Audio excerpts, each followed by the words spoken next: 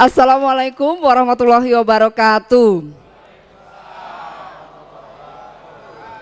Iya, terima sekali, senang sekali. Bapak dan Ibu dari Pekalongan, benar?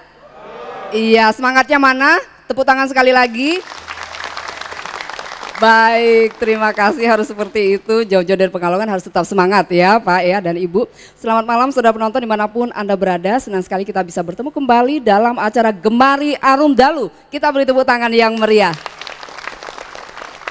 Acara ini terselenggara kerjasama TVRI Stasiun Jawa Tengah dengan Yayasan Dana Sejahtera Mandiri atau Yayasan Damandiri yang ikut membantu program pemerintah mensukseskannya melalui program pendidikan, kesehatan dan juga peningkatan ekonomi masyarakat. Sekali lagi mohon tepuk tangannya untuk Yayasan Damandiri. Dan kali ini kami bersama warga Pekalongan, hampir separuh warganya ada di sini. Kita akan bicarakan tentang pemberdayaan masyarakat Kota Pekalongan. Dan saya akan memperkenalkan di floor siapa saja yang hadir. Dari ibu-ibu PKK mohon berdiri Ibu. Kita beri tepuk tangan, selamat datang di studio. Dan kemudian adik-adik dari mahasiswa STEN, Sekolah Tinggi Agama Islam Negeri. Silakan berdiri. Iya, selamat datang di studio TVRI. Dan kemudian dari Forum Kota Sehat, mana? Oh ya, baik. Seperti apa nanti program yang sudah dijalankan, nanti kita akan korek lebih jauh lagi. Kok cuma satu orang ya Pak? Oh ya, yang lainnya sedang bekerja ya di sana ya, di Kota Pekalongan. Baik, kita langsung saja perkenalkan narasumber. Oh iya, saya tidak sendiri, saya bersama Bapak Mazwar Nurdin, Deputi Direktur Kewirausahaan Yayasan Damandiri. Kita beri tepuk tangan. Selamat malam Pak Mazwar. Selamat malam Mbak Iin, selamat malam para pemirsa dan juga hadirin yang hadir di studio. Senang sekali melihat wajah-wajah gembira sekarang penuh Pak. Semangat ya. Semangat walaupun tadi dalam perjalanan berapa jam Pak dari Pekalongan sini Pak? 2,5 jam. 2,5 jam itu masih capek, tapi ini luar biasa. Iya, kita beri tepuk tangan sekali lagi.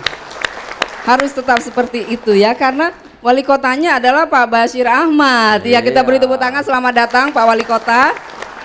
Wali kotanya semangat Pak Mazwar. Iya. Jadi menular ke wali warganya. kotanya semangat, Pak DPRD-nya semangat, apalagi masyarakat lebih semangat lagi. Gitu dong. Mbak Iin ini juga tadi ada kepala SKPD tadi belum diperkenalkan. Oh iya, nah ini semuanya ya. pada hadir ya untuk berbagi cerita nanti bersama kita, bersama seluruh masyarakat Jawa Tengah.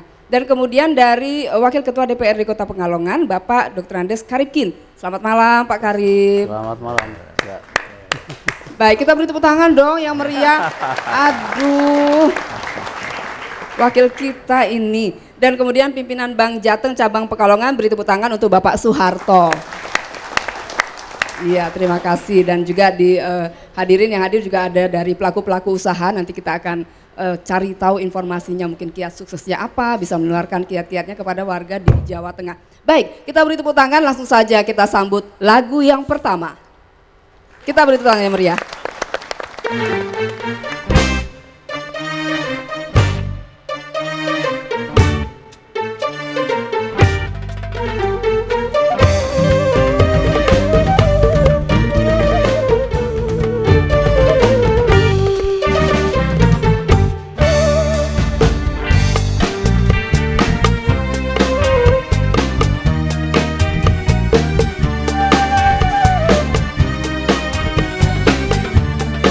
محمد الذي تنحل به الأقام وتنفرج به الكرب وتقضى به حوائج وتنال به الرغائب وحسن الخواتم ويستسقى غمام بوجهه الكريم وعلى آله وصحبه في كل لمحة ونفس بعدد كل معلوم لك في كل لمحة ونفس بعدد كل معلوم لك.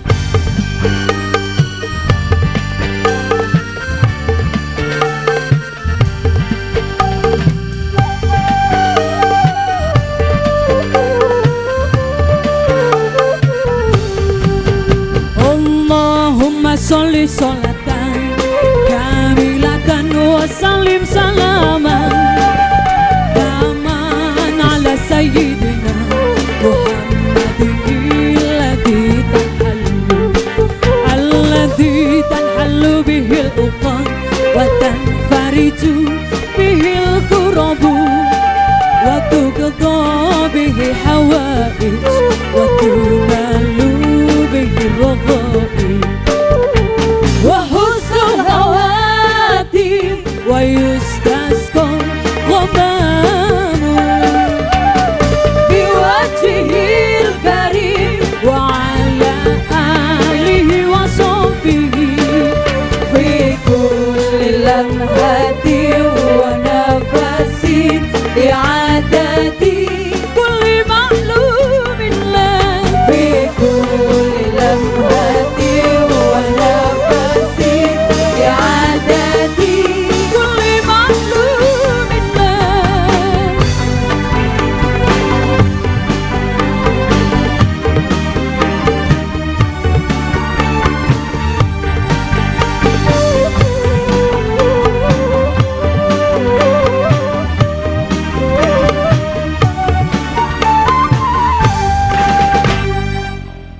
Iya, kita beri tepuk tangan yang meriah. Terima kasih Miladian Nur dan juga iringan El Mata. Pak Nazwar, meriah sekali. Iya, anak-anak muda kita iringan gambus. Nah, Luar ini biasa. sudah hampir Iya. punah, tapi dilestarikan oleh mereka. Kita Ya. beri tepuk tangan sekali lagi untuk El Mata. El Mata. Iya, keren. Ya, bukan main. Jadi saya rasa ini apa namanya kesenian tradisional budaya setempat ya. Iya. Tetapi ini suasananya juga tepat, Mbak. 10 hari lagi kita akan memasuki Hari Raya Idul Fitri. Bulan suci puasa ya, bulan suci ya, bulan Ramadan. Ramadan ya. Iya. Baik, nanti kita akan lanjutkan, namun sebelumnya akan kami kumandangkan azan maghrib bagi wilayah Semarang dan sekitarnya. Tetaplah bersama kami.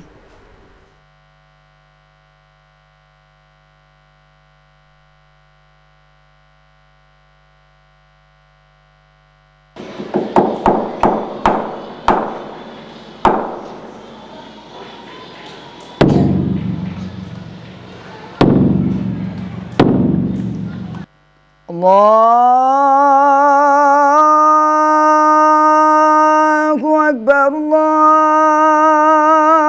Allahu Akbar,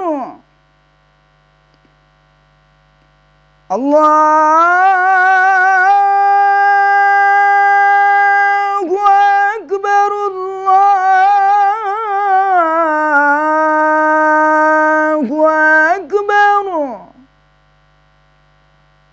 أشهد أن لا إله إلا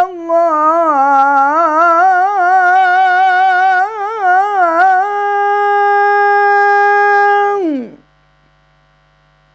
أشهد أن لا إله إلا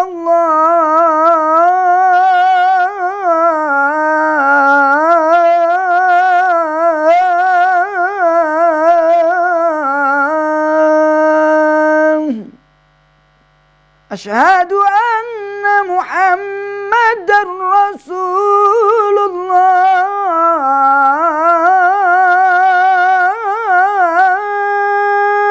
الله أشهد أن محمدا رسول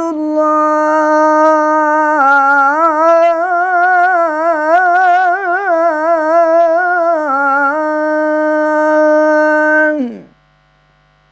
حي على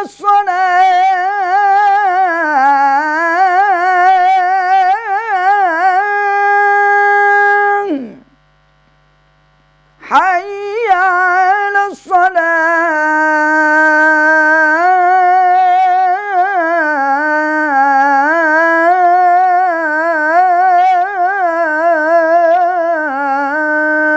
الصلاة حي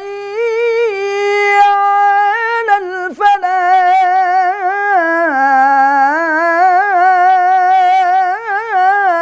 الفلاح حي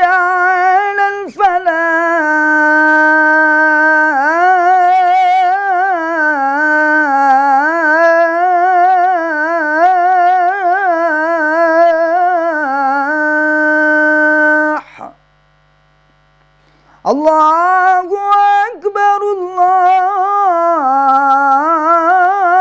Allahu Akbar.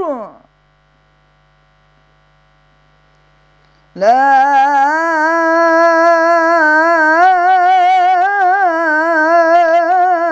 ilaha illallah.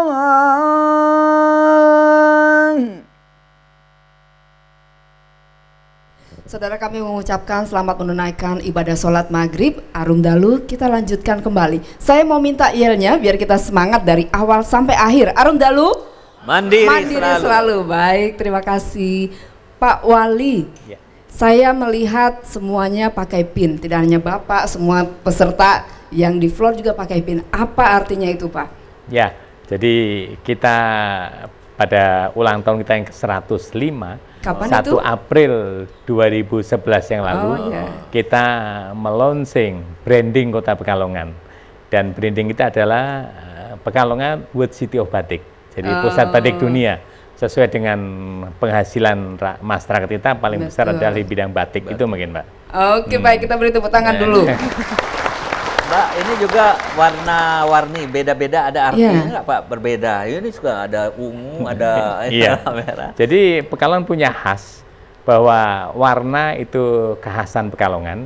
Walaupun ada kekhasan lain, Pekalongan bisa membuat batik dari manapun juga. Itu kekhasannya Pekalongan. Jadi Iya. keahlian membatik kita mungkin inovasinya, kemudian kalau batik memang mungkin dulu dari Solo Jogja, tapi inovasinya, kemudian batik-batik kontemporer, sehingga dilihat sini nggak ada yang sama semuanya. Dan ini memang batik yang dibuat benar, bukan printing, yang dibuat dari batik betul. Itu mungkin, Mbak. Iya, baik. Saya sampai terpana kalau melihat batik-batik Pekalongan udah bagus-bagus gitu ya, dan memang sudah menasional ya Pak ya, udah dikirim Iya. kemana-mana aja lah. Kemudian kalau boleh tahu, selain batik, apa Pak UKM-UKM yang ada di Pekalongan? Ya, jadi selain batik juga ada tekstil ya. Tekstil itu misalnya ada ATBM, kita juga membuat ATBM ya. Dan tentu sarung-sarung itu juga banyak dari Pekalongan ya. Dan yang kedua selain tekstil, batik dan tekstil adalah ikan. Karena kita punya pelabuhan ikan Nusantara yang cukup besar. Betul. Pada tahun 2001 bahkan mempunyai penghasilan hasil tangkapnya itu terbesar di Asia Tenggara. Kita sampai 71.000 ton. Oh Ya, iya. jadi sangat-sangat besar. Ya, itu yang menjadi unggulan kedua di Kota Pekalongan ini. Oke, jadi selain membatik, nelayannya juga banyak di sana Nelayannya ya, banyak. ternyata. Sel- Enggak, tadi Bapak katakan 2001 itu paling nomor satu ya, Iya, Pak, di betul. Asia Iya. Tenggara, bukan aja Indonesia, Mbak. Iya, ternyata. betul. Asia Tenggara. Iya. Nah, sekarang Terus nomor sekarang berapa, juga? Pak? Sekarang ini memang ada penurunan karena memang setelah BBM-nya naik, kemudian sekarang di Jawa tuh terlalu banyak kapal ikan, Betul. sehingga fishing ground kita lebih jauh lagi. Sehingga ini sekarang menurun memang, tidak nomor 1, tapi mungkin kalau di Indonesia mungkin antara nomor 2, nomor 3 di Indonesia ya, selain pelabuhan ikan di Jakarta, kira-kira seperti itu. Iya, karena memang saya sempat dengar juga karena padatnya di jalur Pantura akan dialihkan ke jalur Iya. selatan begitu Iya. ya, yang memang lebih masih terbuka luas. Kemudian untuk pembinaan kepada mereka itu Bapak apa saja yang dilakukan? Nah, jadi ada 2 bidang. Kalau batik ya tentu itu basis kita, maka kita bina dia lewat koperasi, kita kumpulkan di koperasi supaya lebih memudahkan ngurusin mereka. Iya. Jadi kita juga membina juga bagaimana pemasarannya. Sekarang kalau Ibu tahu ada satu pasar batik yang cukup besar secara nasional, namanya Pasar Batik Stono. Iya, Itu betul. juga karena UKM itu berkumpul membuat pemasaran sehingga cukup baik. Tetapi juga selain itu juga kita bina mereka bagaimana membuat desain ya. Kami kemarin bekerja sama dengan Institut Kesenian Jakarta, dengan ICC, Indonesian Creative Center, kita membuat ada 25 pembatik, kita buat desain.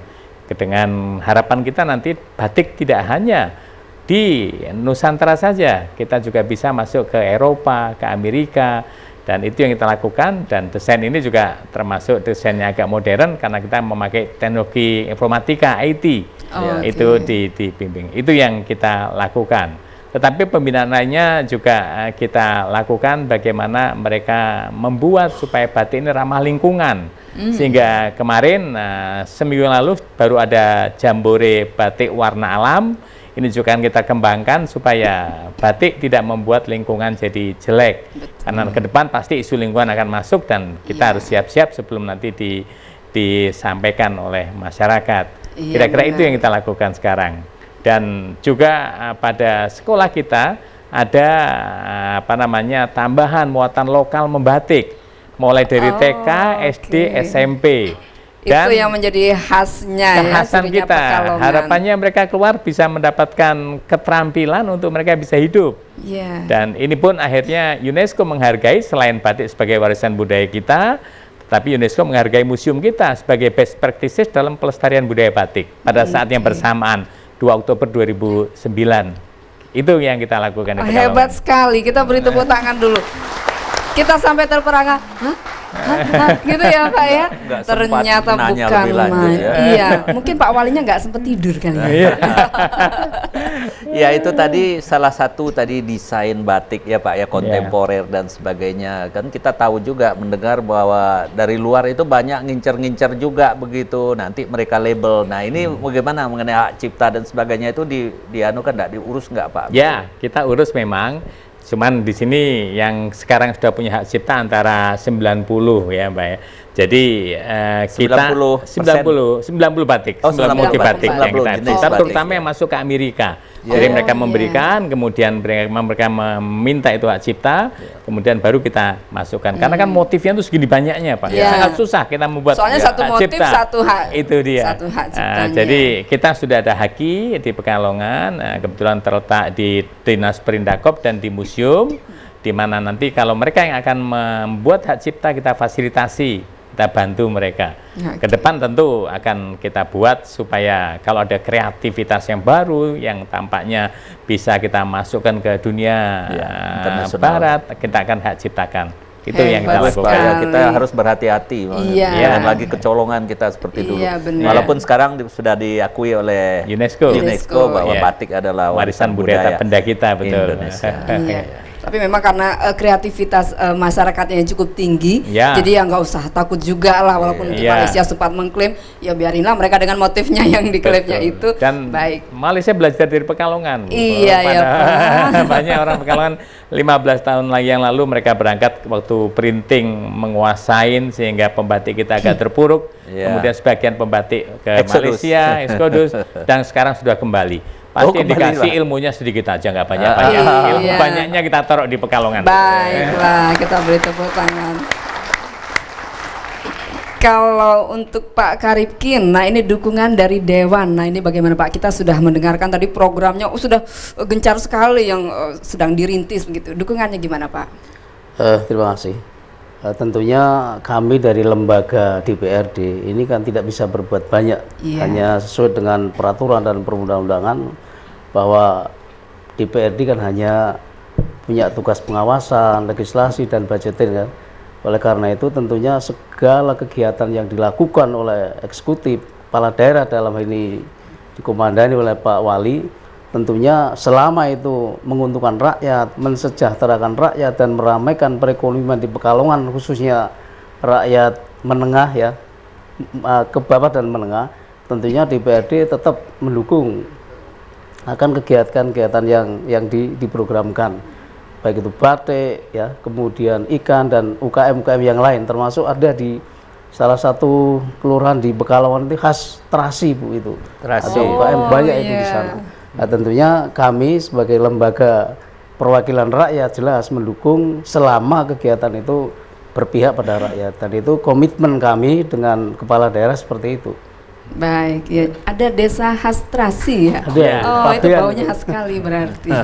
Salah satu mungkin kebijakan DPRD, kalau biasa DPRD pakaiannya itu pakaian PSR, PSH dan PSL. Sekarang ada hari-hari tertentu DPRD memakai batik semuanya. Jadi sudah ini suatu dukungan yang luar biasa, Pak. Dukungannya salah satu. Jadi Sekolah-sekolah dipelopori udah oleh terang DPRD. terang Iya, Pak, DPRD juga ya. mempelopori dan mereka memakai batik pada waktu sidang-sidangnya. Iya, Alhamdulillah. baik. Dan tadi kita sudah membicarakan panjang lebar tentang batik. Nanti kita akan mengetahui juga peran dari Bank Jateng di sana seperti apa. Namun kita saksikan terlebih dahulu visualisasi yang sudah dibuat oleh rekan-rekan kami berikut ini. Kita saksikan bersama. Batik sebagai warisan budaya asli Indonesia merupakan ikon atau tanda asli bagi Pekalongan yang juga merupakan salah satu sentra batik. Bukan sekedar menjadi sentra batik, tetapi Pekalongan juga memiliki batik bercorak sendiri, yakni jenis pesisiran yang kaya akan warna cerah dan goresan lukisan Cina. Tidak seperti batik Solo, Jogja, dan Banyumas yang mempertahankan batik tradisional, batik Pekalongan justru berkembang sejalan dengan kemajuan zaman.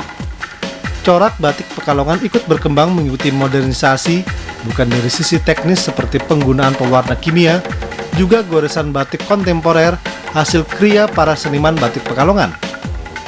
Batik Pekalongan terus bertahan dan sangat digemari oleh berbagai segmen pasar para pecinta batik hingga saat ini. Hal ini tidak lepas dari ratusan pengusaha kecil yang terus menggiati batik dan bukan monopoli pengusaha modal besar saja. Sebagian besar tempat produksi batik Pekalongan bukanlah pabrik-pabrik besar, namun hingga saat ini masih dikerjakan di rumah-rumah.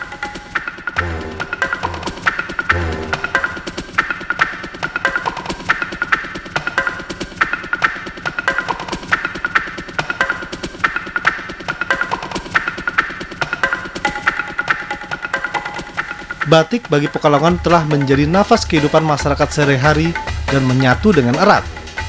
Motif-motif hasil produksi batik Pekalongan memiliki ciri khas dan sangat berbeda dengan batik dari daerah lain. Perkembangannya pun sangat pesat seiring perkembangan dunia fashion. Hal ini telah membuat para perajin batik Pekalongan tidak terpenjara dengan pakem-pakem turunan nenek moyang, melainkan mampu mengembang aspek kreativitas sehingga memiliki motif bernilai bisnis tinggi.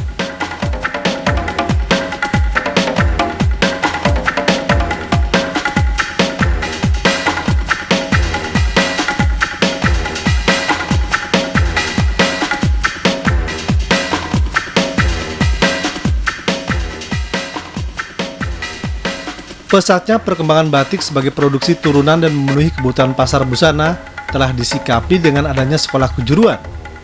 SMK Negeri 3 Pekalongan telah menyiapkan SDM yang mampu menopang perkembangan industri batik. Kompetensi dunia batik menjadi kurikulum yang diajarkan kepada para peserta didik, termasuk penciptaan motif-motif baru. SMK Negeri 3 Pekalongan memberi kontribusi besar karena lulusannya menjadi tenaga siap pakai dalam industri batik Pekalongan. Dengan kondisi itu, SMK Negeri 3 Pekalongan mendapat predikat sebagai SMK Batik di kalangan masyarakat.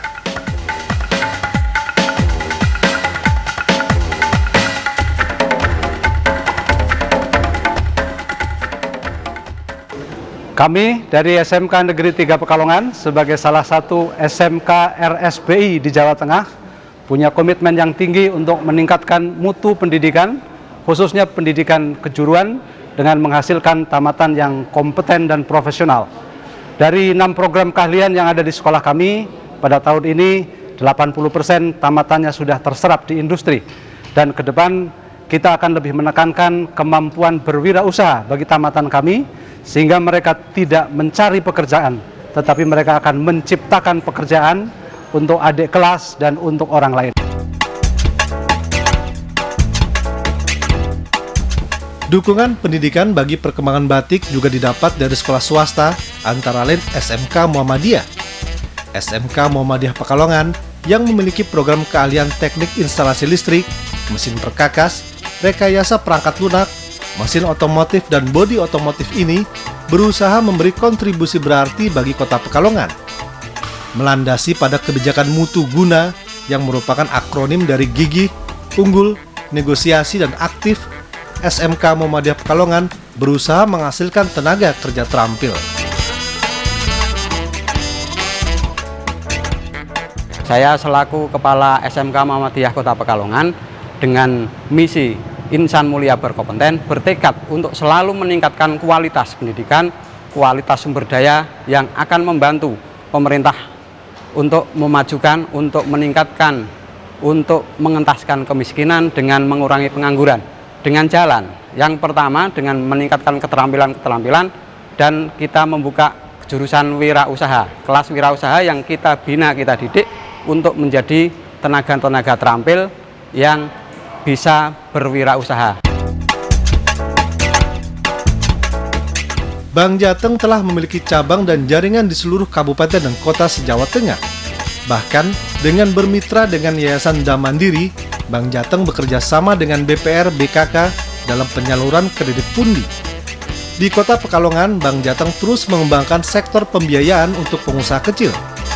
Kredit pundi yang dimiliki Bank Jateng telah banyak dimanfaatkan para pengusaha mikro dan kecil dalam mengembangkan usahanya.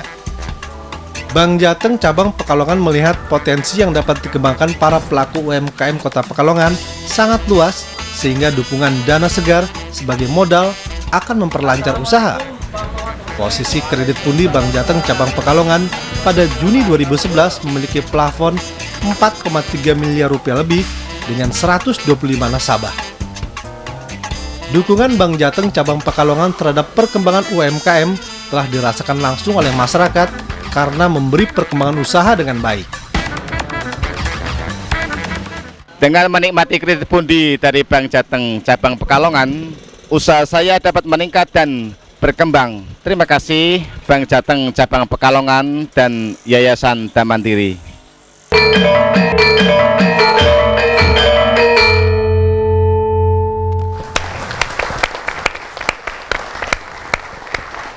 Baik, itu dia tadi pelaku-pelaku UKM yang sudah kita sempat saksikan. Saya minta yelnya lagi ya. Arum Dalu Mandiri selalu. Baik, terima kasih. Nah, sekarang ke Pak Harto. Tadi kita sudah lihat juga gambarnya tadi.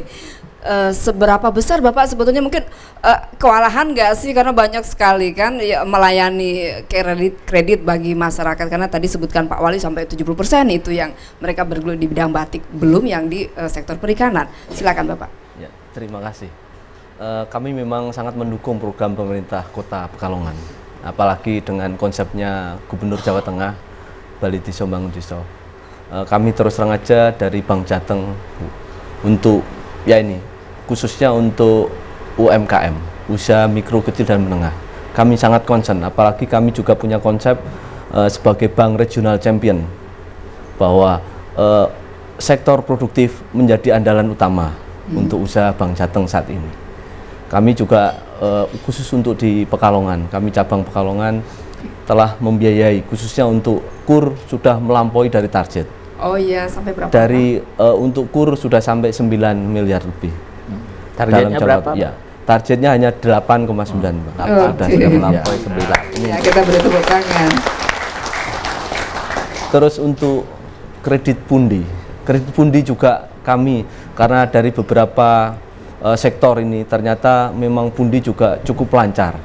Kami sudah seperti tadi disampaikan sudah 4,3, plafonnya sudah 4,3 M, saldonya 3,9 M, dan NPL-nya 0,2. Untuk bulan Nah, itu dia yang menggembirakan.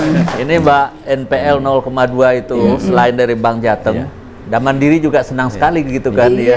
Ya, betul Jadi Pak. akan menunjukkan lebih banyak lagi dipelihara gitu, ya. begitu nolnya, Pak. Ya, kebetulan kami juga ini masih khusus untuk, apalagi Pak Wali sudah benderanya sudah dikibarkan Minapolitan. Kami juga sudah bekerja sama dengan KUD Makaryo Mino. Ini kami juga ya kaitannya dengan kami ingin mendorong pertumbuhan perekonomian di daerah, khususnya di Pekalongan dan sekitarnya. Ya, mudah-mudahan penawaran dari Bank Jateng ini alhamdulillah dapat sambutan yang cukup baik oleh masyarakat, sehingga ya terus terang aja kami ini untuk kredit produktif cukup gencar sekali. Ya, mudah-mudahan kami masih tetap bisa mempertahankan NPL yang masih di bawah 1%. Iya, baik sekali ya. Dan kemudian kalau di Bank Jateng semua pegawainya juga harus pakai PIN gitu ya? Ya, kebetulan kami ini bagian daripada tidak terpisahkan dari bagian warga Pekalongan, sehingga kami harus ini. Baik. Mestinya kita juga dibagi ya Pak, saya juga mau nanti ya dikasih PIN-nya. Pak Wali tadi sudah disinggung juga bahwa ada program pengembangan Minapolitan. Silakan dijelaskan Pak. Ya, Jadi kita memang pada beberapa waktu ulang tahun Pekalongan yang ke-105, kita mendeklarasikan sistem inovasi daerah. Jadi kita menambah SOTK kita tentang inovasi. Salah satu yang kita lakukan adalah laut sebagai penghasil ikan ini. Waktu itu ada penurunan daripada produksi karena jauhnya, sehingga kita membuat terobosan dengan membuat Minapolitan atau kota ikan. Dan memang kita lihat bahwa infrastrukturnya sudah cukup bagus, Mbak. Kurang lebih 70% dari apa yang standar Minapolitan itu sudah ada. Kita punya tadi pelelangan yang cukup besar, kita punya pedagang yang banyak, kita juga punya cold storage yang cukup besar, terus membuat ada 2 perusahaan besar yang mengalengkan ikan, Bali Maya dan Blue Sea, dan kita punya galangan kapal yang cukup baik, sehingga ini yang kita lakukan. Memang ada penurunan, tahun 2001 itu ada 700 pengusaha kapal, sekarang masih ada antara separuhnya 50%, karena sebagian di Benoa, orang Pekalongan juga di sana lihat cari tuna. Sehingga saya harus ada terobosan bagaimana nanti ikan bertambah tapi nilainya bertambah, sehingga konsep Minapolitan ini kita launching dan Pak Menteri Kelautan setuju. Alhamdulillah pada 1 April itu ada launching Minapolitan oleh Pak Gubernur juga waktu itu. Oke, kita beri tepuk tangan lagi dong. Ini tadi adalah pengusahanya bertambah ya Pak, produksi bertambah, tetapi juga kita tentu tidak lupa karena pembangunan kita itu adalah people center development. Pada akhirnya itu rakyatnya, masing-masing masyarakat itu. Jadi bisa aja atau satu perusahaan bertumbuh, beberapa perusahaan bertumbuh, tetapi harus dinikmati oleh orang banyak begitu.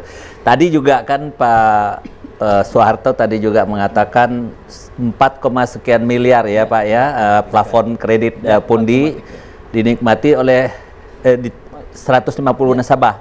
Nah itu juga kami ingin menanyakan sebenarnya kalau 150 nasabah dari 4 miliar tadi uangnya itu tampaknya besar sekali per nasabahnya.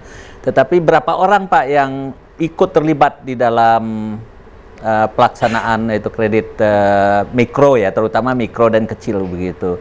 Dari 150 orang itu berapa banyak? Sebab kalau hanya 150 orang, 4 miliar begitu, itu nanti dampaknya tidak besar pada masyarakatnya, karena ingat kita pembangunan kita itu berorientasi kepada masyarakatnya sendiri.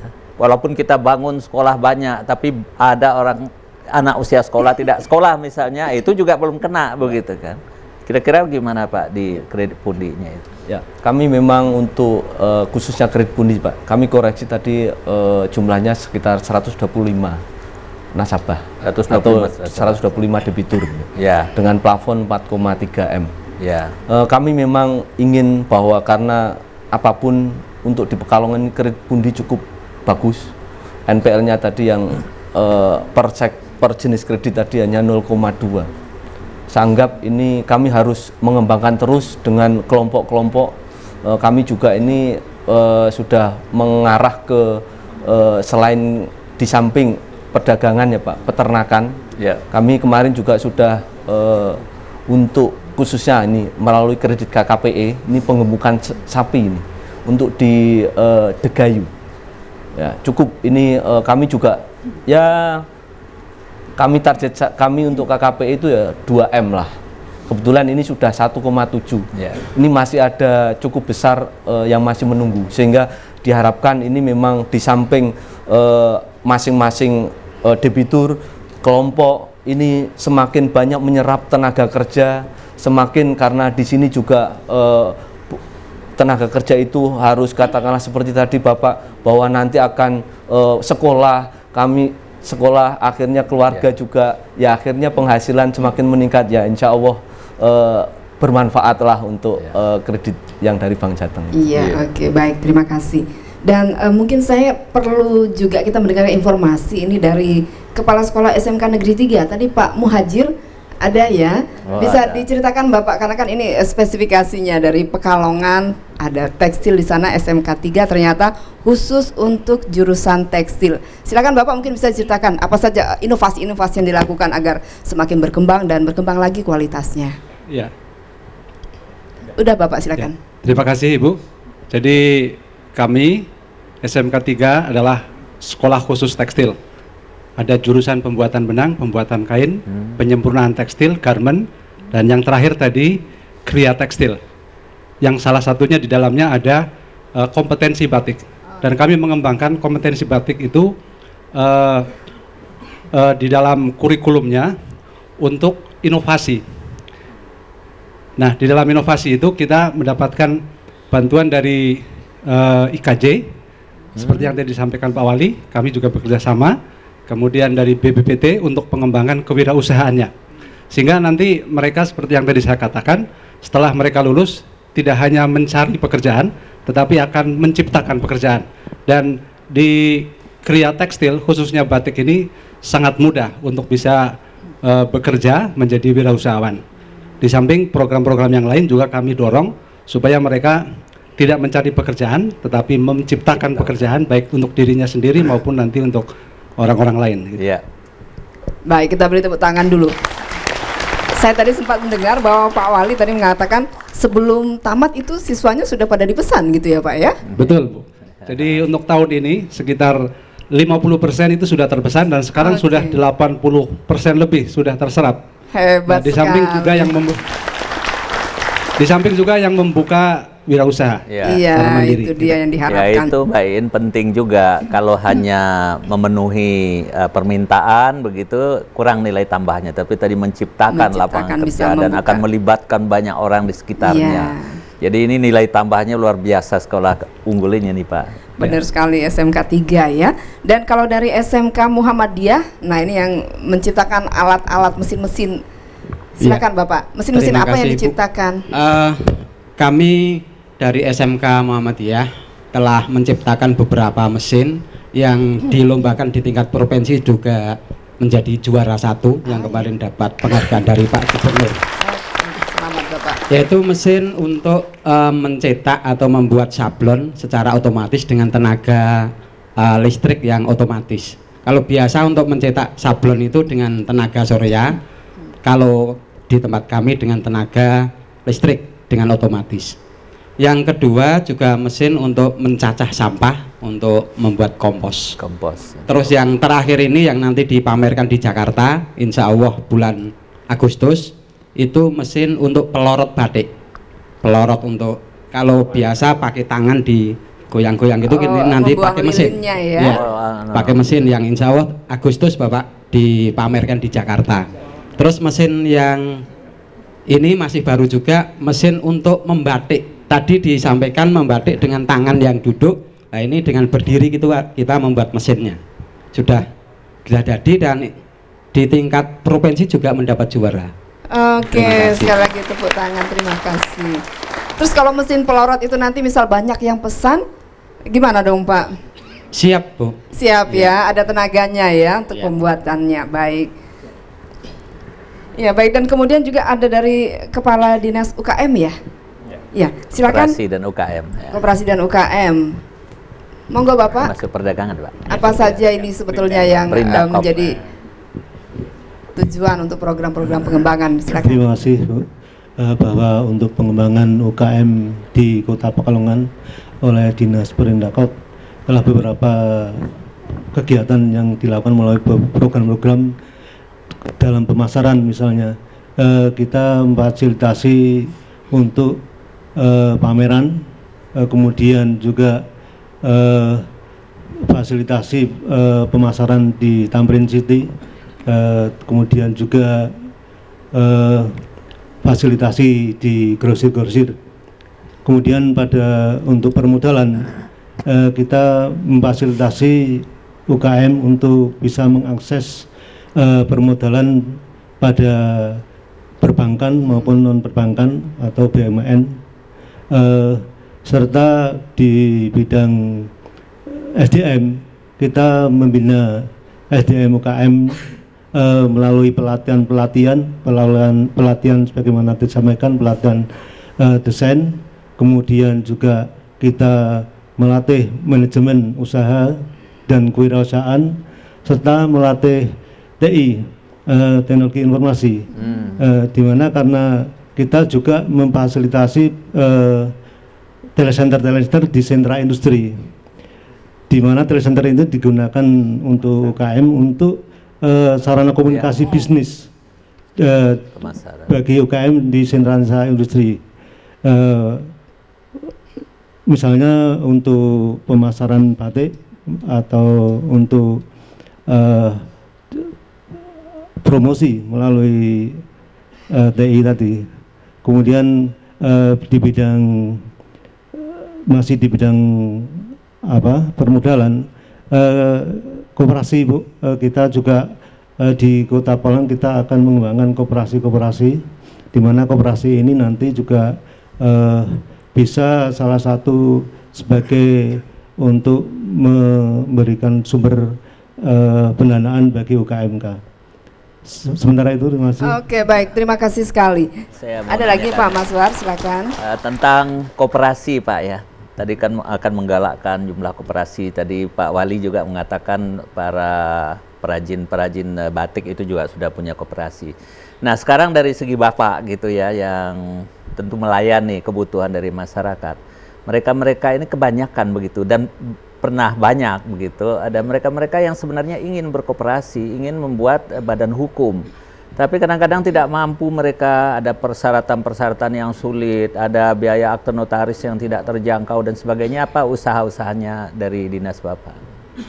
Ya, terima kasih Pak. Dalam pembentukan koperasi, pemerintah Kota Pekalongan memfasilitasi semacam memberi stimulan Pak untuk permodalan, kemudian fasilitasi untuk membentuk sebagai badan hukum koperasi yang telah yang sudah ada embrionya yang melalui kelurahan-kelurahan yang dari permodalannya yang dibentuk oleh BKM. Dan nah ini kita mendorong untuk bisa berbadan hukum, dan kita utamanya pada saat ini kita akan membentuk koperasi wanita di kelurahan-kelurahan Pak, dan kita memberi modal awal pada koperasi wanita tadi.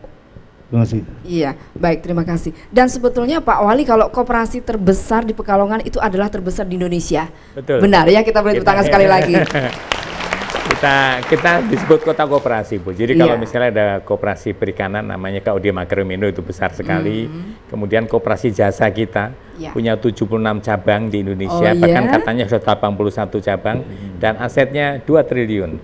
Itu koperasi yang dari Pekalongan. Jadi cukup besar lah. Dan kemarin baru saja Pak Wakil juga mendapat Satya Lencana dari Bapak Presiden, Wakil Wali Kota, karena berjasa di bidang koperasi. Memang Pekalongan selain kota batik identik juga kota koperasi. Ya, karena gubernur kita juga mendapatkan penghargaan juga yang kemarin. sama. Baik, nanti kita akan Pak Maswar, kita tidak habis-habis ya, maksudnya terkagum-kagum banyak sekali ternyata kreativitas dari masyarakat di Pekalongan. Namun akan kita saksikan lagi lagu supaya kita lebih semangat lagi, Ya Tawab oleh El Mata dan Mila Dianur. Kita beri tepuk tangan sekali lagi.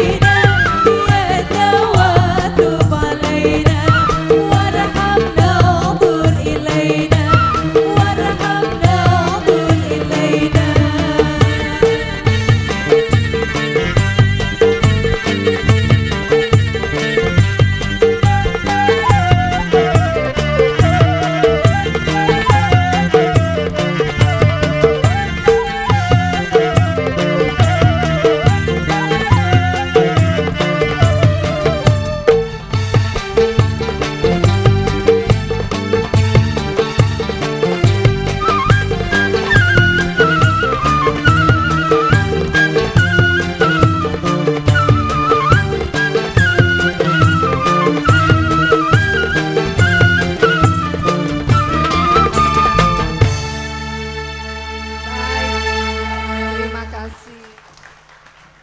Terima kasih, itu tadi ya Tawaf. Kita sebelum memasuki ke sesi berikutnya yaitu tentang kesehatan, bagaimana kesehatan warga Pekalongan. Barangkali dari adik-adik mahasiswa atau mungkin dari Floor ada yang ingin menanyakan sesuatu, silakan. Adik-adik dari Stain ada? Silakan langsung berdiri. Tolong sebutkan namanya ya. Iya, terima kasih atas waktunya. Nama Dewi Karimah dari Fakultas Tarbiyah. Tadi sudah disampaikan oleh Bapak Wali Kota mengenai UKM yang ada di Pekalongan.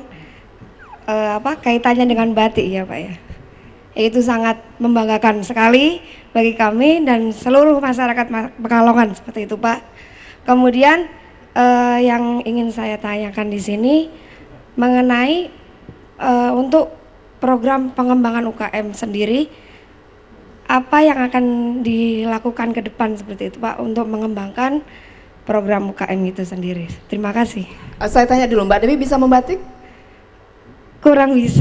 Oh kurang bisa, tapi pernah mendapatkan pelajaran itu ya? Iya, sedikit-sedikit. Iya, terima kasih. Silakan Pak Wali. Iya. Jadi pembinaan ini ada dua. Yang pertama tadi secara berkelompok untuk supaya mereka bisa mengakses modal dengan baik. Karena memang di Pekalongan agak spesifik, Mbak. Misalnya orang mau usaha batik, dia bisa beli satu kain untuk satu batik dengan pewarnaannya, dengan bahan-bahannya itu bisa hanya satu kain itu bisa dibeli, Mbak. Jadi bisa beli dengan sangat-sangat kecil.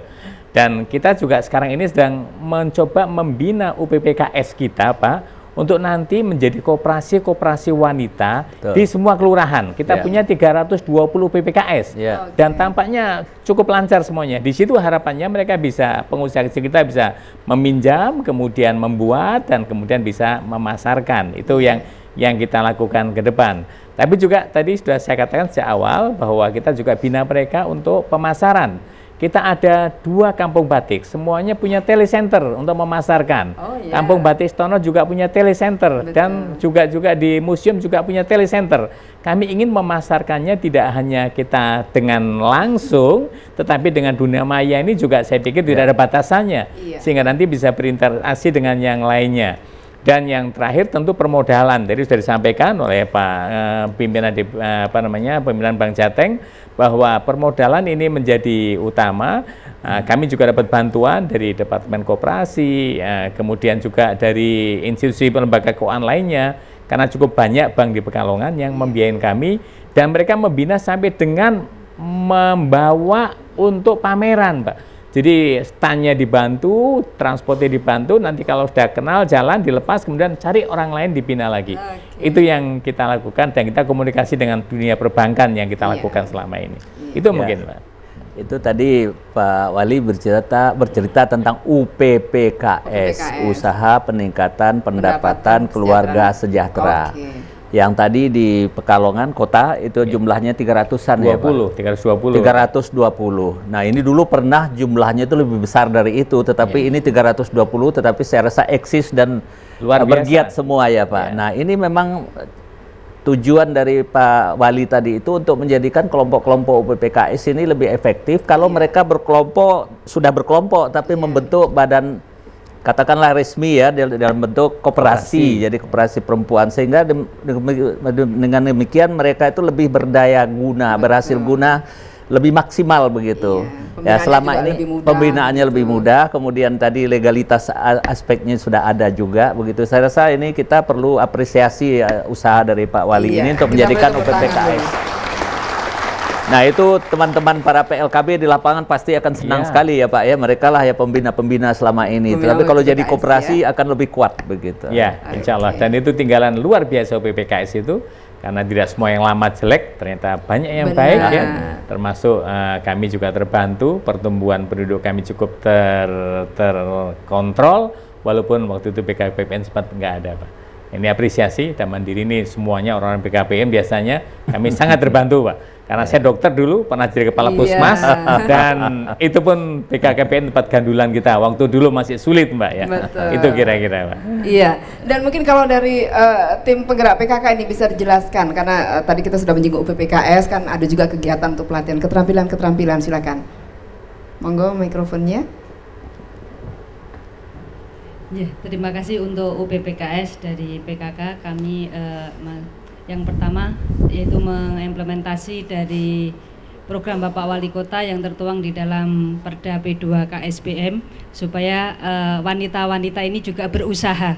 Kalau mereka berusaha, otomatis peningkatan pendapatan keluarga akan bertambah dan keluarga akan sejahtera.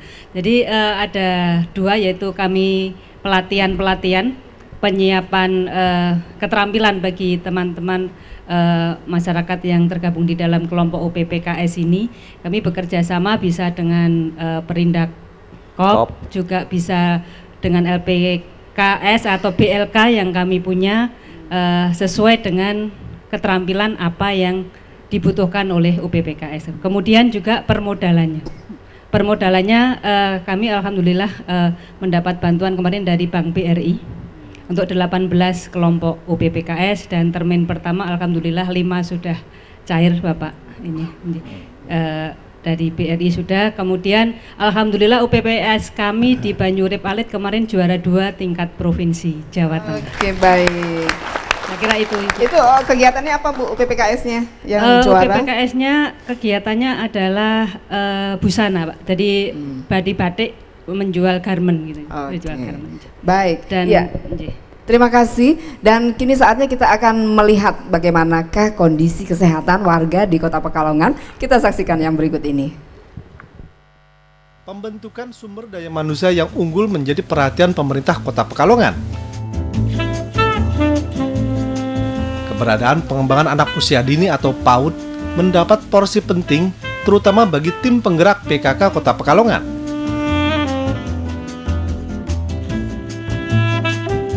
PAUD menjadi masa transisi yang strategis sebelum anak memasuki dunia sekolah secara formal. Tim penggerak PKK Kota Pekalongan juga mengapresiasi peran masyarakat dalam mengembangkan PAUD guna memberi pendidikan usia dini secara sebenarnya, yakni bermain sambil belajar.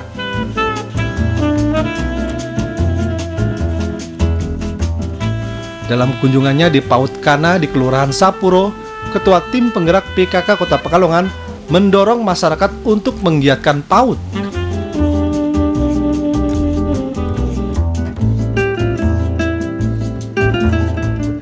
Posyandu yang telah ada di tengah masyarakat dapat dioptimalkan fungsinya dengan menambah PAUD sejalan dengan gerakan pos pemberdayaan keluarga atau posdaya.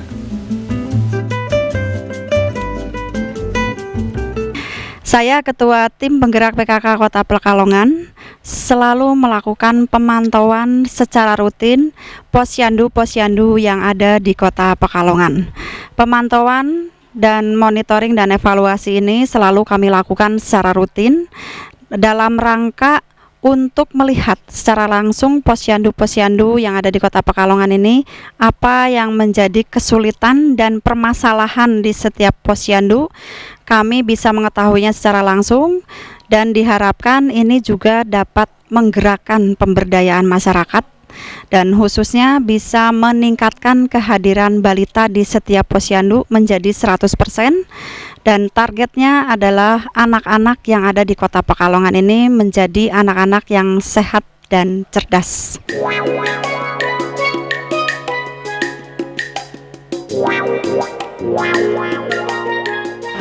Untuk pelayanan di Puskesmas Mendan itu ada pelayanan rawat jalan dan pelayanan rawat nginap, disertai ada pelayanan gawat darurat yang buka 24 jam. Untuk pelayanan rawat jalan itu diantaranya ada pelayanan di poliklinik umum. Untuk poliklinik umum buka setiap hari. Kemudian pelayanan poliklinik gigi. Untuk pelayanan poliklinik gigi juga dilayani dokter gigi dibantu oleh para medis gigi buka setiap hari. Untuk polimata itu pelayanan standar mata di puskesmas. Kemudian pelayanan kesehatan ibu dan anak serta KB itu untuk pemeriksaan ibu hamil hari Senin dan Jumat. Untuk pelayanan KB hari Selasa dan Kamis. Kemudian pelayanan di poligisi. Sedang pelayanan yang lain adalah laboratorium. Untuk laboratorium di Puskesmas Mendan adalah pelayanan untuk standar darah rutin, urin rutin, pemeriksaan sputum, dan ada juga pelayanan untuk kimia klinik. Sedang pelayanan rawat inap ada 18 tempat tidur. Di antaranya yang 3 tempat tidur untuk persalinan ibu hamil. Sedangkan yang lain untuk pelayanan pasien umum. Kemudian untuk yang terakhir adalah pelayanan gawat darurat, itu untuk dibuka 24 jam. Kita menuju ke pelaksanaan sistem manajemen mutu ISO 9001/2008 yang tujuan akhir adalah untuk pelayanan prima bagi masyarakat.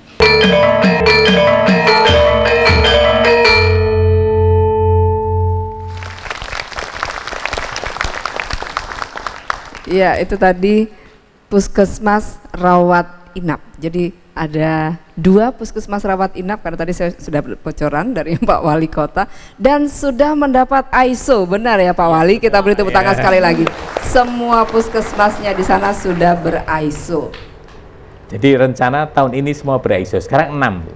Sekarang nanti semuanya 12 puskesmas, insya Allah tahun ini tambah 1 puskesmas lagi ber-ISO.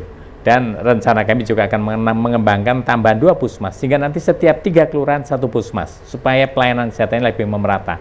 Itu yang kita lakukan saat ini. Hebat sekali, kecamatannya 4, puskesmasnya sudah ada 12. Nanti akan ada 3 kelurahan 1 puskesmas gitu. Nanti rumah sakitnya nggak laku Pak. Malah tambah rame, Bu. Malah tambah rame. Itu sistem referralnya nanti jalan gitu ya Pak. Iya. Kalau sekarang apa-apa rumah sakit sebelumnya. Tapi kalau ada puskesmas ya sudah ke puskesmas dulu. Iya, baik. Dan tadi kita sudah menyinggung masalah kesehatan, di sini juga hadir dari Forum Kota Sehat. Baik, bisa dijelaskan Bapak, mikrofonnya bisa diberikan. Apa saja sih tugasnya dari Forum Kota Sehat ini? Silakan berdiri Bapak. Assalamualaikum warahmatullahi wabarakatuh. Waalaikumsalam. Alhamdulillah, saya dari Forum Kota Sehat. Forum Kota Sehat itu lembaga independen sebagai mitra dari pemerintah dan masyarakat, sehingga kami adalah berupaya untuk menciptakan Pekalongan itu sehat. Sehat yaitu suatu kota yang senantiasa meningkatkan kualitas lingkungan fisik dan sosialnya melalui pemberdayaan masyarakat, baik secara individu maupun bersama-sama. Maka dari itu kami dari tahun 99 sampai sekarang kerjasama dengan Bapak Wali Kota berganti-ganti, tapi alhamdulillah programnya tetap sama. Yang dimaksud sehat, Forum Kota Sehat adalah sehat yang menyeluruh. Yang namanya sehat itu ternyata banyak sekali. Ada keluarga disebut sehat, berarti komunikasi keluarga itu harmonis.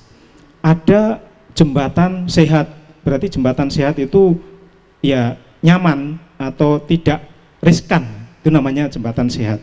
Pemerintahan sehat itu berarti komunikatif. Alhamdulillah yang dipimpin oleh Bapak Dokter ini, orangnya dokter, tentang kesehatan juga mampu menguasai dan menciptakan lingkungan masyarakat juga harmonis. Ini luar biasa. Kami tambah senang ini dengan Pak Wali Kota yang sekarang ini. Makanya meskipun kami itu lembaga independen tapi dilibatkan terus. Sepeda sehat dilibatkan, K3 dilibatkan, bahkan ada rapat-rapat di kantor selalu dilibatkan. Ini Forum Kota Sehat luar biasa. Makanya kantor-kantor kami harapkan juga supaya sehat. Bahkan kalau perlu nanti termasuk korupsi segala itu tidak ada, karena itu tidak sehat orang yang korupsi itu. Nah itu harapannya ke sana. Makanya saya dipercaya di Forum Kota Sehat, dan alhamdulillah dulu sejak tahun 99 itu merupakan satu-satunya kota dan kabupaten di Jawa Tengah itu Kota Pekalongan, dan sampai sekarang alhamdulillah masih eksis karena setiap akhir tahun selalu membuat laporan baik ke WHO, ke Kementerian Kesehatan, ke provinsi dan ke Dinas Kesehatan dan Pak Wali Kota. Ini selalu kami kirimi, dan bahkan DPRD itu juga, karena ketua DPRD itu juga termasuk pengurus Forum Kota Sehat. Ketua Pak Bowo itu alhamdulillah Forum Kota Sehat, jadi sangat mendukung kegiatan pemerintah. Dan kalau dari pemerintah ada informasi yang disampaikan kepada warga masyarakat, selalu kami langsungkan. Makanya Forum Kota Sehat tingkat kota, untuk tingkat kecamatan ada namanya Forum Komunikasi Kecamatan Sehat. Dan tingkat kelurahan nanti juga ada Forum Kelurahan Siaga Sehat. Baik, jadi sampai ke tingkat bawah. Oh iya, sampai ke tingkat bawah itu ada. Oke, baik. Terima kasih Bapak, kita beri tepuk tangan dulu. Pak Wali, bangga sekali kalau banyak sekali masyarakatnya yang ikut ambil bagian gitu ya untuk memajukan apapun yang bisa mereka lakukan gitu. Ya, memang di pemerintahan kami itu ada 3 hal yang kita lakukan. Yang pertama, saya memberikan kewenangan saya kepada bawahan saya dan kepada masyarakat.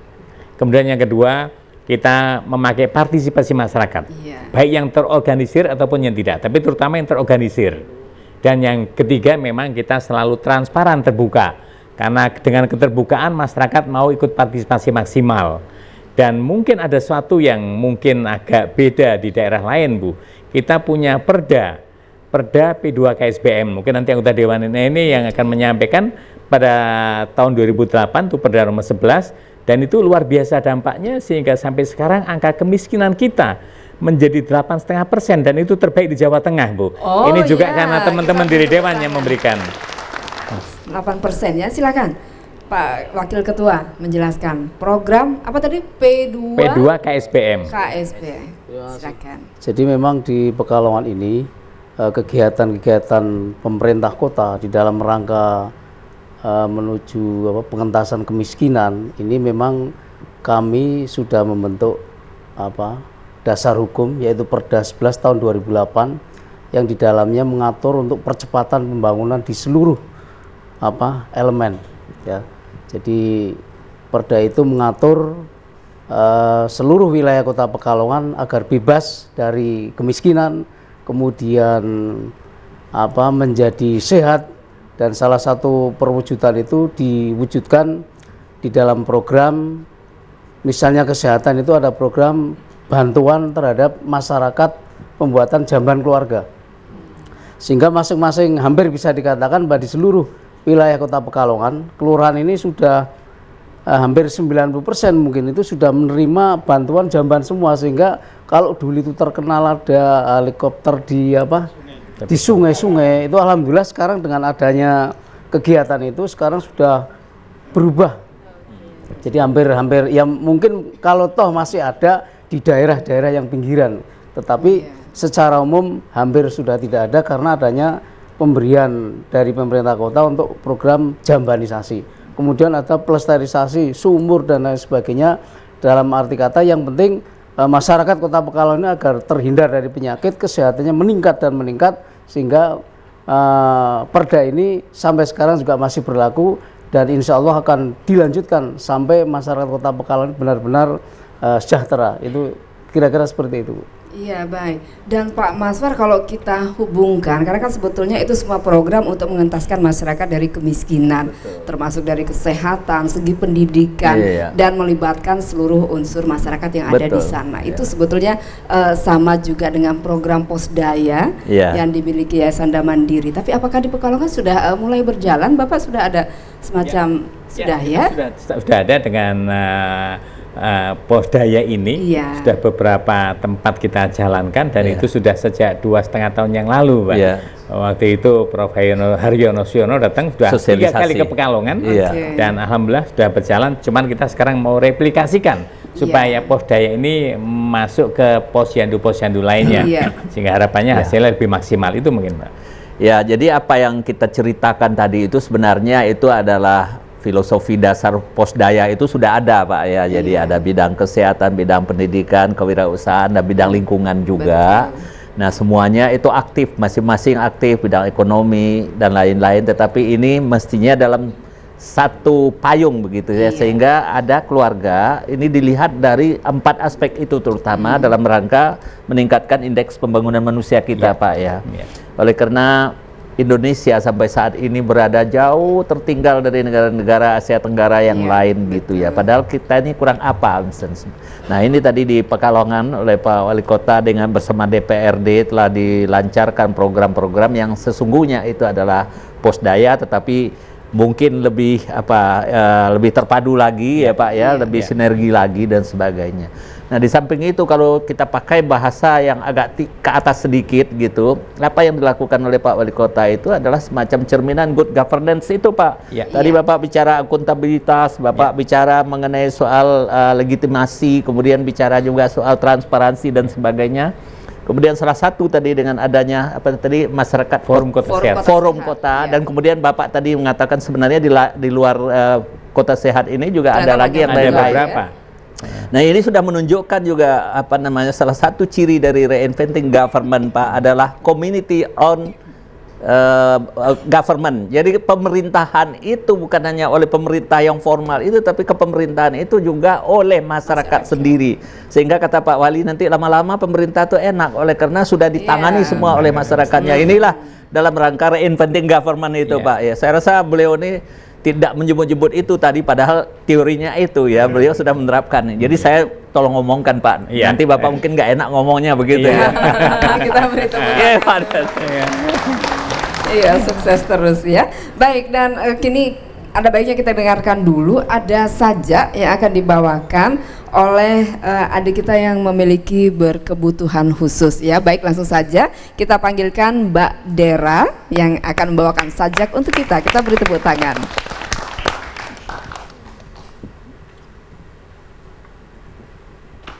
Sajak Tangisan Negeriku oleh Dera. Langitku mendung, langitku murung, mentari akan redup, bumi seolah menangis oleh jiwa-jiwa yang rapuh, remuk, tenggelam dalam racun yang mematikan.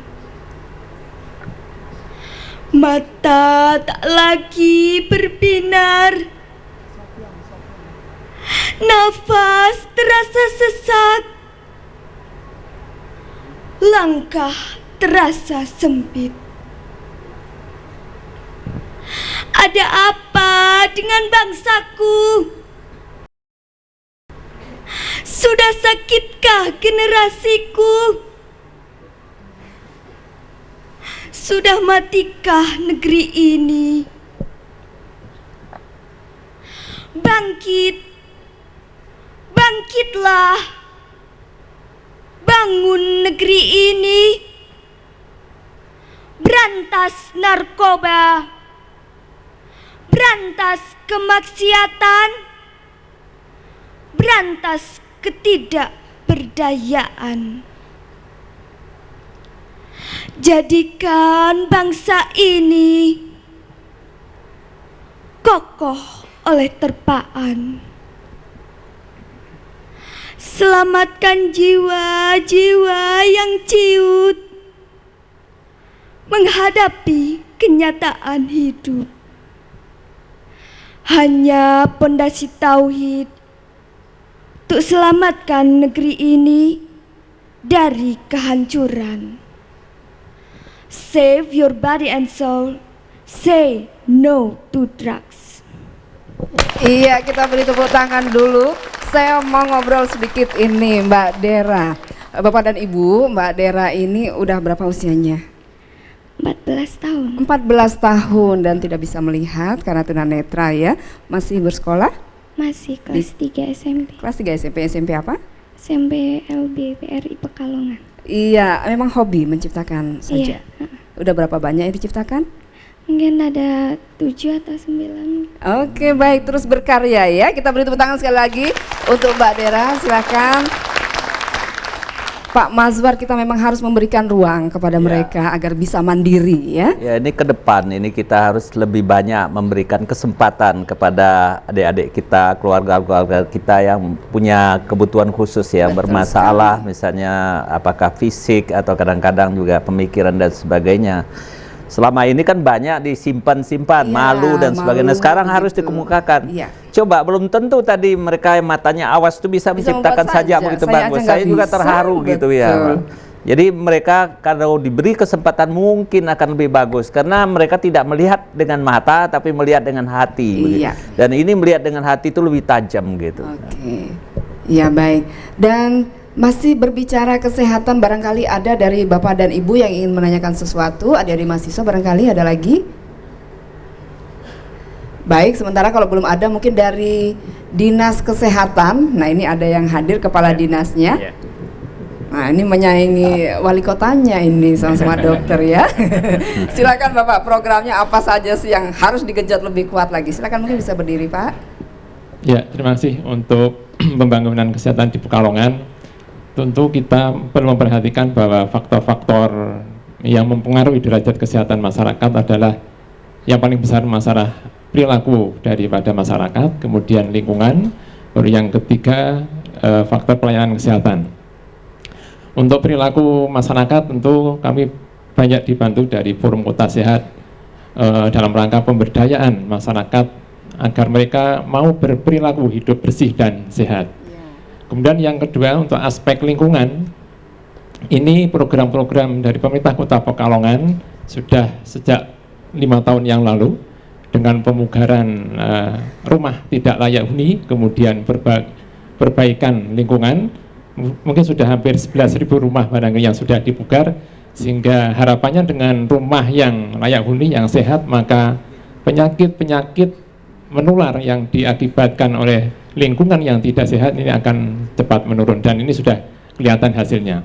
Kemudian untuk yang ketiga, untuk pelayanan kesehatan, kita berupaya untuk meningkatkan akses pelayanan kesehatan, yaitu sekarang sudah ada 12 puskesmas induk, akhir tahun ini insya Allah tambah lagi, dan sampai tahun 2015 diharapkan Pekalongan ada 15 puskesmas induk. Kemudian di masing-masing kecamatan juga nanti ada 1 puskesmas rawat inap, sekarang baru 2, insya Allah akhir tahun ini tambah 1 lagi, sehingga 2 tahun ke depan sudah semuanya. Kemudian selain akses pelayanan kesehatan, ya yang berikutnya adalah meningkatkan mutu pelayanan kesehatan. Sekarang sudah 6 puskesmas yang sudah ISO, kemudian juga ada Balik Kesehatan Paru Masyarakat juga sudah ISO, dan tahun ini harapannya semua. Jadi ada percepatan, semua puskesmas nanti sudah menerapkan sistem manajemen mutu atau ISO 9001-2008. Mungkin itu yang dapat kami sampaikan. Iya, baik, terima kasih Bapak. Kita beri tepuk tangan dulu. Dan kita mau dengar juga ini dari PKK, program kesehatannya selain mungkin posyandu, apalagi Ibu yang dilakukan.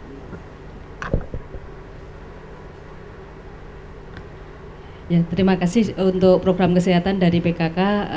Kami membantu di dalam kesehatan balita, yaitu lewat posyandu. Kami ada 397 posyandu. Kemudian program kami yaitu selain memberikan makanan tambahan kepada bayi dan balita di posyandu, juga pelatihan kader-kader bersama dengan Dinas Kesehatan. Kader kami kurang lebih ada 2027, ada ya rata-rata 5 kader setiap posyandu, ada yang lebih, ada yang kurang. Dan juga kader kami juga menjadi jumantik, juru pemantau jentik. Oh, jentik nyamuk ya. Jentik nyamuk, dan itu di setiap posyandu ini hampir di setiap RW, Bu. Jadi jumantik ini memantau jentik-jentik setiap rumah yang di lingkungan posyandu untuk membantu program kesehatan supaya tidak terjadi demam berdarah ya. Itu senjatanya senter ya. Iya, senter. Kemana-mana bawa senter. Baik, terima kasih. Kita beri tepuk tangan dulu. Jadi semuanya bergerak kalau di Kota Pekalongan ya Pak ya, sampai ibu-ibu tingkat ke RT-RT-nya juga. Mungkin ada yang saya sampaikan khusus mungkin Mbak. Jadi tadi Bapak Kepala Dinas mengatakan ya, kita memang ada rumah tidak layak huni, ada 5.068 tidak layak huni, itu alhamdulillah sudah bisa kita selesaikan. Dan ada rumah kumuh kurang lebih 7.800, kita sudah selesaikan keduanya ini antara 11.000. Bahkan saya 2 kali bicara di pertemuan besar WHO. Yang pertama saya bicara di Mumbai, waktu itu paparkan bagaimana dengan hilangnya rumah kumuh dilihat dari kesehatan, terjadi angka peningkatan kesehatan yang luar biasa. Kemudian juga pada waktu saya di New Delhi, mereka menanyakan bagaimana sih kita membuat kebijakannya sehingga didorong semuanya. Saya katakan itu tentu dorongan dari Dewan, dorongan dari pemerintahan juga, tapi partisipasi masyarakat itu yang paling pokok. Jadi itu mungkin sukses kita. Itu mungkin tambahannya, Bu. Biayanya itu tadi Pak untuk itu tadi untuk pemugaran rumah dan sebagainya itu tadi. Jadi kita dari Perda P2 KSBN tadi, program percepatan keluarga sejahtera berbasis masyarakat 5 yang kita perbaiki. Percepatan keluarga miskin untuk bersekolah, percepatan keluarga miskin untuk memperoleh pelayanan kesehatan yang sebaik-baiknya, percepatan keluarga miskin untuk berusaha, percepatan perbaikan lingkungan dan pemukiman keluarga miskin, itu tadi dan rumah itu penguatan kelembagaan yang ada di keluarga miskin. Dan itu menuju 5%. Sekarang ini tahun ini sudah 3,4% dari APBD. Tahun depan akan menuju 5%, kalau dari 450 miliar mudah-mudahan bisa tercapai 22,5 miliar dikelola untuk oleh dari masyarakat. Kira-kira seperti itu konsepnya, Pak. Baik. Tampaknya ada penelpon Bapak yang sudah bergabung, kita terima dulu. Halo, selamat malam, Arum Dalu. Selamat malam. Dengan siapa Bapak? Selamat malam Bapak. Dengan siapa Pak? Ya, selamat malam juga. Dengan siapa Pak? Pak Kasturun. Di mana Pak Kasturun? Iya, ini kami dari warga Kota Pekalongan. Oh iya, silakan Bapak. Kami mengucapkan terima kasih ini kepada Pak Wali. Ya, Pak Wali yang begitu gigih telah memperjuangkan masyarakat Kota Pekalongan. Ini Pekalongan ini sudah tidak ada rumah gubuk, serbuatan wonten pageripun saniki. Wis beres sedaya niki. Iya. Nggih, rakyate nggih sehat-sehat, ekonominipun nggih pun lancar sedaya. Nika ekonomipun mboten pengangguran pun kiran saniki. Baik. Terus maju banget sampai dipegalipun kalian Pak Wali Haji Basir Muhammad Dr. Basir nipun nggih. Kula nggih matur nuwun sanget muga titip niki Kota Pekalongan mohon Gubernur wonten pun mohon diperhatosaken niki nggih. Matur nuwun. Baik, terima kasih sekali. Nah, itu rakyatnya, kita beri tepuk tangan dulu. Kelihatan bahwa cinta sekali gitu dengan Pak Wali, dengan program-programnya. Apalagi Bapak mungkin yang akan ditingkatkan lagi untuk warga masyarakat di sana. Prinsip sebenarnya kita pendidikan itu yang paling nomor 1 buat saya, Mbak. Iya. Jadi kita sekarang sedang berusaha bagaimana supaya pendidikan ini memang, mohon maaf kami tidak membuat pendidikan gratis, Mbak. Ini memang kami membuat pendidikan yang terjangkau. Yang mampu harus kontribusi, tapi yang miskin harus gratis total. Kalau nggak punya sepatu pun belikan sepatu, nggak punya buku belikan buku. Itu yang komitmen yang kita lakukan. Sama dengan kesehatan pun kami tidak mau kesehatan gratis, kesehatan yang terjangkau, Mbak. Jadi ini yang kita lakukan. Maka ada 3 dalam pendidikan. Yang pertama, bagaimana sekolah-sekolah ini jangan ada drop out pendidikannya. Ini kita kerja keras. Apalagi drop out gara-gara tidak punya mampu, biaya, itu ya? jangan sampai terjadi. Betul. Yang kedua, bagaimana kelulusan kita baik tetapi jujur. Saya tidak mau kelulusan tidak jujur, dikondisikan nggak ada cerita, harus apa adanya saja. Kemudian yang ketiga, partisipasi masyarakat maksimal. Karena pendidikan butuh biaya, nggak mungkin pendidikan nggak ada biayanya. Maka konsep itu kita lakukan sehingga kita buat teman-teman ini lebih bisa terbuka dengan manajemen berbasis sekolah, lebih bisa transparan, lebih bisa menggandeng komite sekolah. Jadi komite sekolah harus berdaya, tidak hanya kepala sekolah atau tukang stempel di kepala sekolah, tapi mereka kita berdayakan dan mereka kita latih itu Pak. Itu mungkin Pak. Oh iya ya. Ini poin penting yang dari Pak Wali Kota tadi itu, sekolah gratis, kesehatan gratis. Menurut beliau tidak ada yang gratis. Memang tidak bisa itu gratis karena memang masyarakat Kasihan siapapun punya tanggung jawab. Namun demikian yang diusahakan adalah terjangkau. Nah, terjangkau itu tentu oleh mereka yang sudah punya kemampuan ya Pak. Nah, untuk yang miskin dan betul-betul sangat miskin bukan gratis tapi dibayarkan oleh pemerintah kota. Tapi lama-lama mereka tidak boleh tergantung begitu. Tetap ya itu tadi melalui forum kesehatan kota, forum-forum yang lain. Sehingga dengan demikian masyarakat tidak tergantung sepenuhnya kepada pemerintah. Saya rasa ini kita dengar banyak tempat juga pendidikan gratis, kesehatan gratis, orang yang mampu juga digratiskan. Akhirnya ya tidak efektif jadinya. Kelamaan, tidak mendidik Pak. Pemerintahnya yang kewalahan. Aduh, ada yang luar biasa di Pekalongan. Bahwa di Pekalongan dari 65.000 murid kita, 31.000 di sekolah swasta, Bu. Artinya swasta sangat berperan di Pekalongan. Sedang yang di negeri 34.000. Jadi partisipasi masyarakat harus kita perhatikan dan ini tentunya tidak boleh ada penggratisan tetapi harus supaya hidup semua sekolahnya. Itu betul. Baik, kita beri tepuk tangan. Bagus sekali program-programnya. Mungkin dari Dewan silakan Pak Karipkin, monggo. Jadi begini ya, sesuai tadi yang saya sampaikan. Memang di Pekalongan ini 5 tahun ke depan ini perkembangannya agak pesat. Karena dulu saya sebelum jadi dewan itu jadi kepala desa Pak. Sudah 17 tahun, jadi tahu perkembangan di pedesaan. Tahu persis ya Pak. Sekarang ini dengan adanya perda tadi yang saya sampaikan 11 tahun 2008, kemudian di tingkat pelaksanaan itu ada perwal, dan perwal itu dari tahun ke tahun ada perubahan-perubahan melihat dari kondisi yang ada di lapangan. Kalau kemudian dari lembaga-lembaga kemasyarakatan yang ada sekarang ini luar biasa dukungan mereka kepada pemerintah, baik LPM, BKM, kemudian PKK dan lain-lain di dalam rangka untuk mewujudkan program pemerintah di dalam bidang pengentasan kemiskinan dan kesehatan ini. Nampaknya mereka tidak main-main seperti yang sering dikatakan Pak Wali Kota, ini tidak main-main, sehingga Dewan pun mendukung terhadap pelaksanaan perwal itu dan perda itu di setiap tahun anggaran tetap mengadakan pengawasan yang intensif. Sehingga di tingkat bawah ini jangan sampai ada masyarakat yang merasa dirugikan karena pelaksanaan tidak pas dengan aturan yang ada. Baik, terima kasih Pak Karipkin. Dan saya yakin untuk Bang Jateng pasti dukung lah ya untuk kemajuan masyarakat di Kota Pekalongan. Pak Maswar, kita harus menutup acara ini. Baik Bapak dan Ibu, terima kasih sekali atas kehadirannya. Kita beri tepuk tangan yang meriah. Saya minta ianya yang terakhir, Arum Dalu, mandiri selalu. Terima kasih atas partisipasi Anda. Kita akan bertemu kembali pada kesempatan yang akan datang. Beri tepuk tangan yang meriah untuk persembahan terakhir.